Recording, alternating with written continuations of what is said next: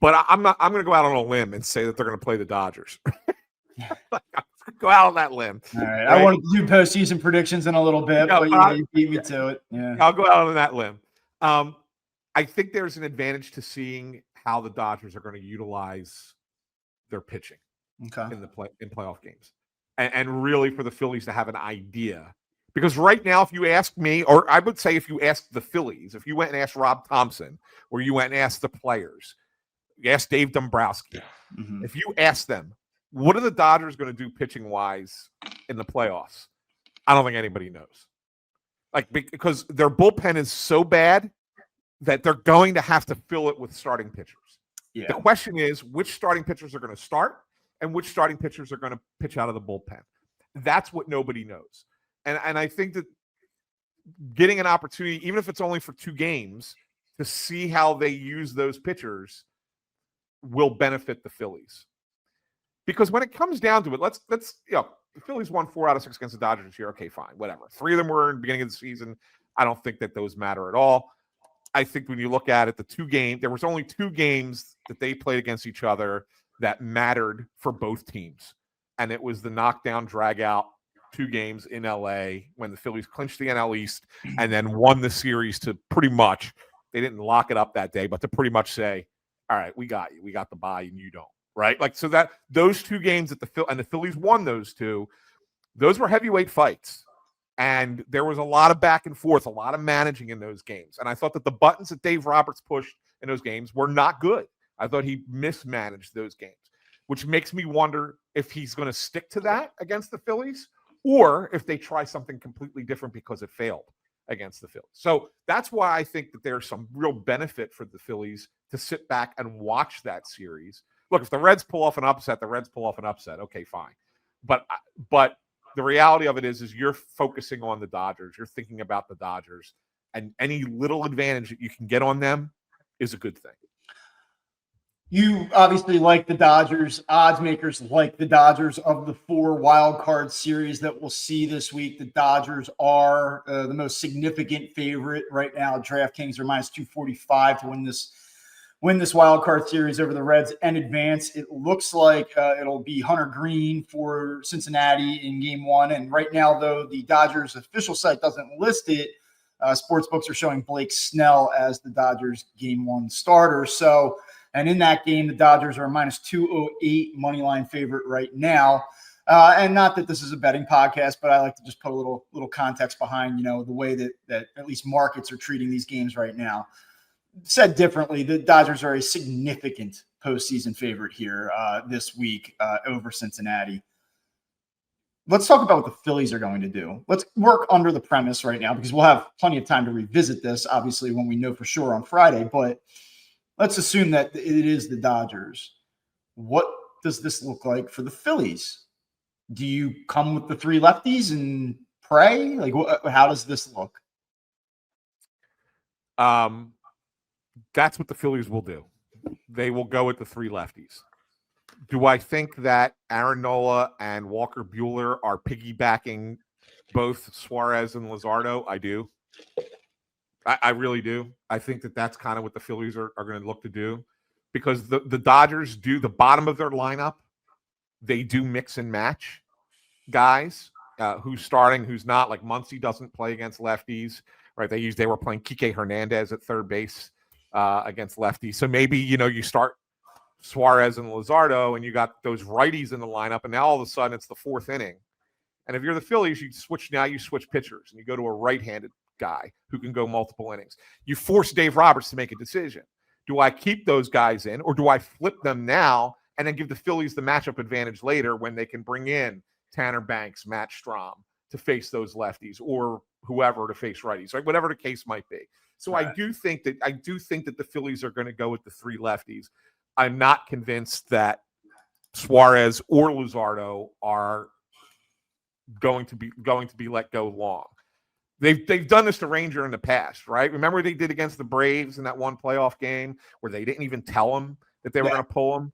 Like he thought he was going to go long, and then they pull him, and then they bullpenned it, matched up against the Braves the rest of the way, and it was kind of a masterclass plan. That really was a very well thought out, well managed plan there. I think you're going to see similar things. Maybe not to that extreme, but I think you're going to see similar things out of the Phillies in a matchup against the Dodgers. I tend to agree. I mean, look, the Dodgers are a top 7 offense, independent of what side a pitcher's coming from, but they are the best team in the National League against lefties by way of OPS this season. So, I mean, it's tough. But if you're the Phillies, what really are you to do other than put your 3 best guys on the mound at the start of a game and maybe then get creative behind it? I just don't. I think if you the way I would look at this, and the way I expect the Phillies to look at this is, okay, we need to give this our best shot. And while matchups do matter and we want to try to split our way through this, the 3 guys that if we start in succession, Sanchez, Suarez, Luzardo, and we lose, then we just weren't good enough. Right. If you introduce Buehler, if you introduce Nola, who, yes, like he was encouraging over the weekend, but like, let's be real here. Like that was one start against the Twins. I wouldn't put too much stock in that. If you go that route and you say, all right, we're going to break up the lefties. Let's try Aaron at home even in game 2. So that way he's not out in LA. Like, I don't know that you could live with that. Like, I think a fan is going to be pissed and call for blood no matter what. And what the fans are upset about in the grand scheme of things doesn't really matter. But I would have a hard time if I were the Phillies decision makers and I got bounced saying, like, we didn't put our 3 best guys out there, 1, 2, 3. Yeah, no, that's right. No, and I think it's very fair to look at it that way. And look, I mean, the one thing I will say about Nola's start on Friday, and I know a couple people have poo-pooed it to me, like, well, it was against the Twins. It was against the Twins. The very next day, that same Twins lineup smacked the ball around against Ranger Suarez, right? So let's do we look at Nola's start and say, yeah, it was good, but it's the Twins, or do we look at Ranger Suarez's start and go, oh, that's a concern. Like, like what do we do? Like, you can't have it both ways. So no, I think that's exactly what it's going to be. And the way it sounded like talking to Rob down there this week was that they were going to do just that. Like, Nola is going to be on the playoff roster for the division series. So is Walker Buehler. They're both going to be on the roster, and neither one of them is going to be coming into a game with runners on base as a reliever. I think that they're going to prepare like you would as a starter, just change the time that they would prepare, and then get ready to come in and pitch multiple innings in the 4th, 5th, and 6th. Like, really, I think it's like one time through the order for one starter, and then one time through the order for the other guy. That's really what I think it's going to be, and then turn it over to the bullpen. Just my guess, and no one ever knows. They don't share their strategy. But that's my guess is what they would do. Let me ask you this. It's 3-2 in game 1. It is the 8th inning, and the Dodgers have 2, 3, 4 up. The Phillies have not used their highest leverage arms at this point in the game. Who's coming into the game? Well, 2, 3, 4 would be Mookie, Teoscar, and Freddie Freeman. So you got 2 righties, right? And then Freddie Freeman, probably David Robertson in that spot. But if Ohtani's up, it's probably Strahm. No. And I know what you're thinking, where you're leading this question. Do you go 2 innings with Duran? Yeah, maybe. Isn't it amazing that, like, 3 months ago you start to envision, here come the Phillies, 96 wins. Here's how they got there. And like Kerkering is not even the thought. Like 2 righties, and then the reverse splits where that pitch is supposed to play against lefties. Like, that's supposed to be. Last 4 batters, Kerkering's face, he struck them all out. Yeah.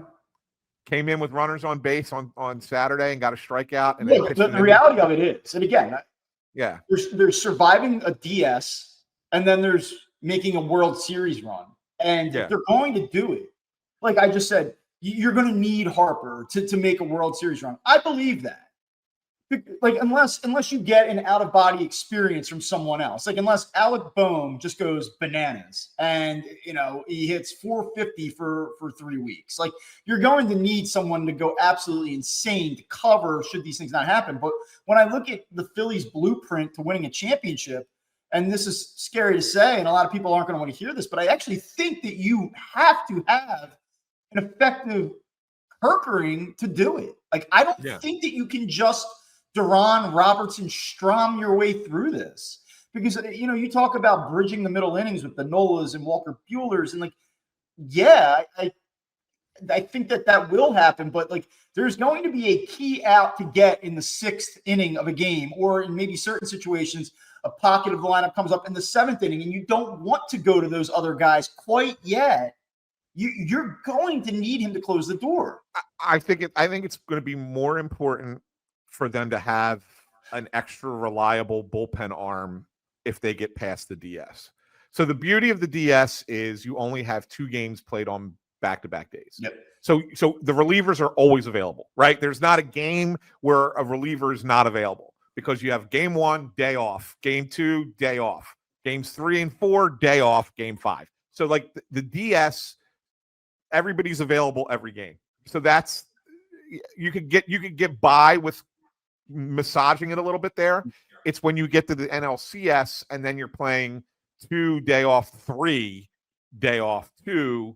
That's when it's like, okay, we're going to need another arm to be good out there. Well, so then I'll return to where I ultimately was also getting, in addition to Kerkering. But do you, if you're the Phillies, say, let's go try to get 2 innings out of Duran? And I would tell you that I'd be hesitant to do that. I don't know that he's done it a few times this year. He has done it a few times this year, but I guess it kind of draws back to like, if you don't win, and you don't win because you don't use your best guy, I could see the Phillies being open to criticism. Like, what are you messing around with Kerkerings and the Robertsons in the world? Just go to your guy. He's your dude. But I will say, like, yes, he is by far their best option. But this has not exactly been smooth sailing with him. And I just don't know what that looks like. You get a key out to end the 8th. Now he's got to reset and come back out for the 9th. Like, and he has not been super crisp here down the stretch. I would say, here's how I would view it, Bob. I think that there could be a time that they will do that in this postseason, but I don't think it's going to be a regular thing that they do. Yeah. Right? Like, they may need a 4th out or 5 outs from Duran at some point, but I don't think it's going to be like, we're going to just give him 2 innings every game and just figure, cross our fingers and hope for the best. So that's how I look at it. Yeah.